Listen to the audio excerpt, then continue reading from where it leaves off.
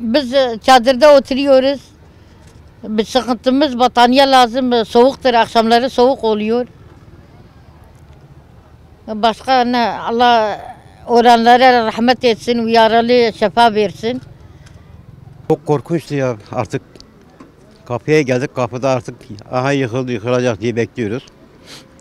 Durduktan sonra artık zar zor kendimizi aşağı attık. Ondan sonra işte dışarılarda bekledik. Buralara geldik. Burada zaten 2-3 günden beri bir yardım falan, çadırların hiçbiri yoktu.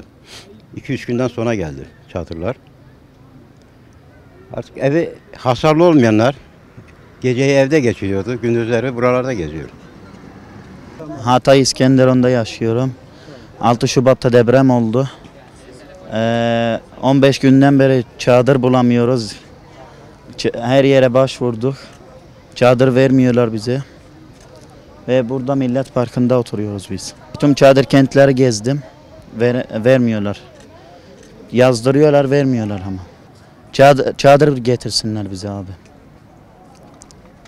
Yani 6 Şubat'ta sabah 4:17 gibi çok büyük bir sallantıyla uyandık.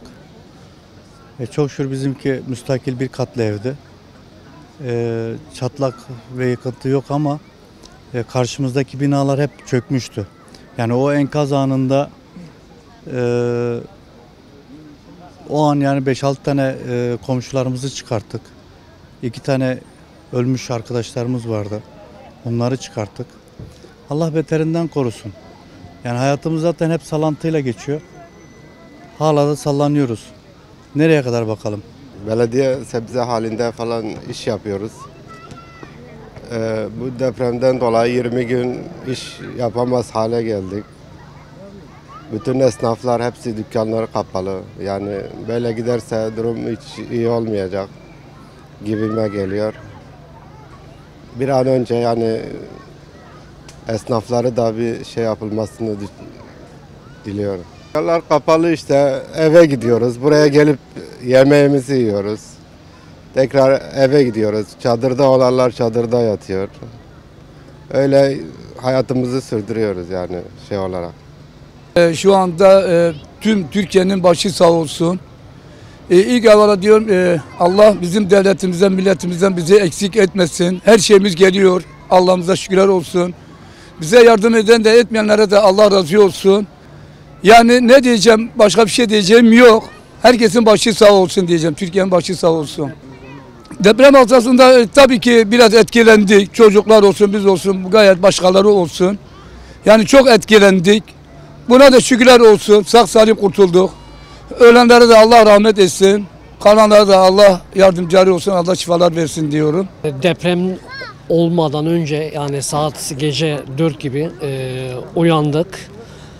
Çocuğum ağladı. Ben de kalktım. Sonradan ben de şey yaptım böyle dedim. Biraz dalayım falan böyle. Tam dalmadım. Dalmamla da şey oldu böyle. Birden sarsıntı oldu. Kapıya kadar çıkabildik. Çocuğu zor aldık böyle. Kapıya kadar çıkabildik. Kendimize attık kapıya. Aşağıya da inerken de aşağıdaki kapı açılmadı. Aşağıdaki kapı açılmadı. Zor bizim biraderle kapıyı açtık. Kapıyı açmakla dışarı çıktık. Dışarıda da yine de tekrardan deprem olunca yerde bile oldu böyle, bayağı bir sarsıntı oldu böyle. Sonra da şu olunca da böyle kendimizi biraz sallandık böyle. Yani çocuk da biraz yere düştü böyle. Sonra da durdu.